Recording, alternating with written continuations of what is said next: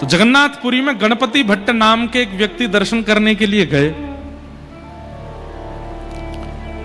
उनको किसी ने बोल दिया कि जगन्नाथपुरी में गणेश जी विराजमान हैं, और वो गणेश जी के परम उपासक थे। इतने बड़े उपासक थे कि गणेश जी के अलावा किसी को देखते ही नहीं थे।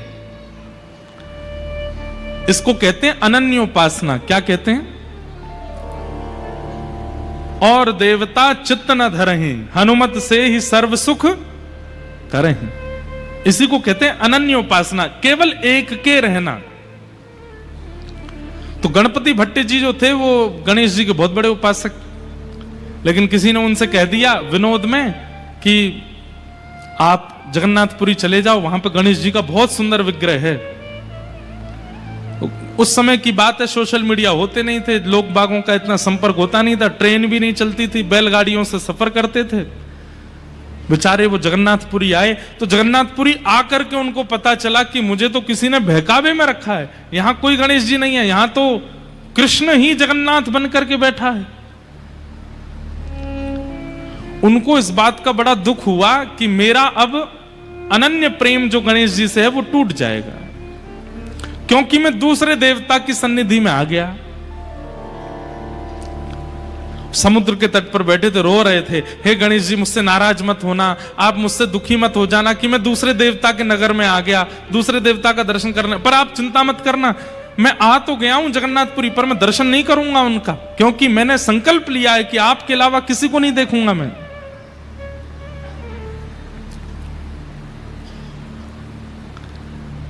जगन्नाथ प्रभु उनके इस अनन्य भाव से रीझ गए।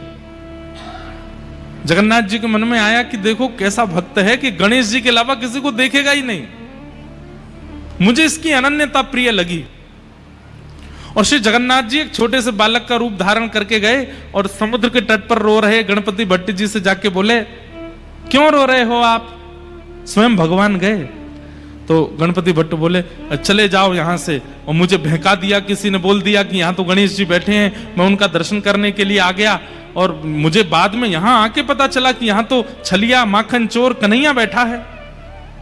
मैं तो सीधे साधे गणेश जी का उपासक हूं, मैं और किसी देवता को नहीं पूछता, मेरी अनन्यता टूट गई, इसलिए मैं रो रहा हूं। जगन्नाथ जी बालक के रूप में गए, उसको बोले, अरे भैया किसी ने नहीं बहकाया तुमको, तुम सही आए हो, यहां जगन्नाथ जी साक्षात गणेश ही हैं, और तुमको नहीं विश्वास होता तो एक बार मेरे साथ चल के दर्शन कर लो। नहीं नहीं, मैं दर्शन तो बिल्कुल नहीं करूंगा। क्यों? नगर में आके मेरी अनन्यता टूट गई, दर्शन कर लूंगा तो और अनन्यता टूट जाएगी, बिल्कुल नहीं जाऊंगा मैं। तो जगन्नाथ जी बोले, भैया देखो तुम अनन्य हो ना, गणेश जी के अनन्य भक्त हो? बोले हाँ। तो गणेश जी के सामने आने पर अगर तुम उनका दर्शन नहीं करोगे तो भी तो अनन्यता टूट जाएगी ना। मैं तुम्हें वचन देके कह रहा हूं कि जगन्नाथ जी गणेश जी हैं, और अगर तुम उनका दर्शन करने नहीं जाओगे तो भी तो तुम्हारी अनन्यता टूट जाएगी। अब तो गणपति भट्ट बोले, आपने तो मुझे अब दुविधा में डाल दिया, अब मैं क्या करूं? तो बालक बोला, एक काम करो, तुम आंख पे पट्टी बांध के चलो और जा करके उनका स्पर्श करके देख लेना, अगर लंबोदर लंबा पेट अनुभव हो, लंबी सूंड अनुभव हो, लंबी कान हाथ में स्पर्श करने पर आ जाएं, पट्टी खोल के दर्शन कर लेना। सूंड, कान और उदर ये तो गणेश जी का ही है ना, ये और किसी का तो होगा नहीं। गणपति भट्ट बोले, बात तो ठीक है आपकी। अच्छा, प्राचीन हमने भी संभवतः 2008 या 9 की बात होगी और पुरानी बात होगी, उस काल में जगन्नाथ जी के भीतर गर्भगृह तक जाने की अनुमति तब भी थी। एक समय होता था दिन भर में हर दर्शनार्थी भीतर जाते थे, और भीतर जाकर के जिस वेदी पर जगन्नाथ जी बैठे हैं उस वेदी की परिक्रमा करके निकलते थे बाहर। और उससे भी पुराने समय में, मतलब 1950 1960 के समय में लोगों को भीतर जाकर के जगन्नाथ जी को हृदय से लगाने का अधिकार भी था, स्पर्श करने का अधिकार था। वो तो फिर बाद में मुगल आक्रांता और कई हमारे हिंदू समाज के कई लोगों ने मंदिरों को अशुद्ध करना शुरू कर दिया। अपने भीतर जबरदस्ती मांस आदि लेके जाते और मंदिर में जाके फेंक देते थे अशुद्ध करने के लिए। इसलिए फिर आचार्यों ने अपरस की सेवा कर दी, बंद कर दिया, कोई और अंदर नहीं आएगा, केवल पुजारी जी जाएंगे।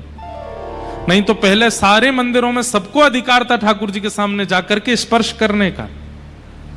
इसलिए पुराने मंदिरों में आप देखेंगे आज भी दक्षिण में कई मंदिरों में मुख्य द्वार पर जल की व्यवस्था होती, सब लोग हाथ धोते हैं, पैर धोते हैं, अपने सिर पर छींटा मारते हैं, तब भीतर जाते हैं। क्यों? प्राचीन काल में सब बाहर से ही शुद्ध होके जाते, फिर ठाकुर जी का स्पर्श करते थे। बाद में फिर बंद हो गया। तो गणपति भट्ट आंखों पर पट्टी बांध करके पहुंच गए जगन्नाथ जी के पास। जैसे ही पहुंचे, ब्रह्म वेदी पर जगन्नाथ जी विशाल स्वरूप विराजमान हैं, भी ऊपर चढ़ करके सबसे पहले तो पेट पकड़ा, तो लंबोदर बड़ा पेट है तो गणेश जी।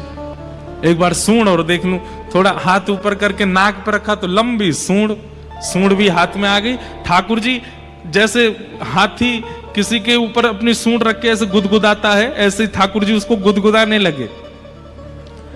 वो और खुश हो गया, बोले ये तो गणेश जी हैं। एक बार और देख लूं, कानों पर हाथ रखा तो लंबे लंबे कान। उसको विश्वास हो गया कि ये तो मेरे गणेश जी हैं। तुरंत जैसे ही उसने पट्टी हटाई, सूंड भी गायब हो गई, कान भी गायब हो गए, तो जगन्नाथ जी हैं। ना सूंड है ना कान है, कुछ नहीं है, जगन्नाथ जी खड़े हैं। अब जगन्नाथ जी को देख करके वो तो घबरा गया, बोले अरे राम राम राम राम राम, अभी तो सूंड थी, कहां चली गई? फिर आंख पर हाथ रख के फिर से हाथ लगा के देखा तो फिर सूंड, और हाथ हटा के देखे तो सूंड है ही नहीं। इतना व्याकुल हो गया, रोने लगा, मेरी अनन्यता तोड़ दी छलिया कन्हैया, तुमने मेरी अनन्यता तोड़ दी। मैं आंख बंद करता हूं तो बहलूपिया बन जाते हो, खोलता हूं तो अपने रूप में आ जाते हो। प्रकट हो गए भगवान, हृदय से लगा लिया और गणपति भट्ट से कहा, ये भेद क्यों मानते हो?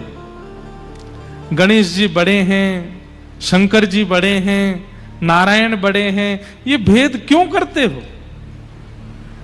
मेरे विलास अनेक हो सकते हैं, मुझे जब सृष्टि का संहार करना होता है तो मैं ही महादेव के रूप में आ जाता हूं। मुझे जब किसी के कार्य को पूर्ण सिद्ध करना होता है तो मैं ही गणपति बन जाता हूं। मुझे जब लोक संहार करना होता है तो मैं ही दुर्गा बन जाता हूं।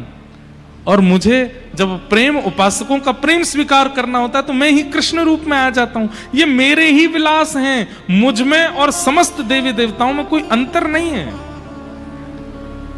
इसलिए भेद मत मानो।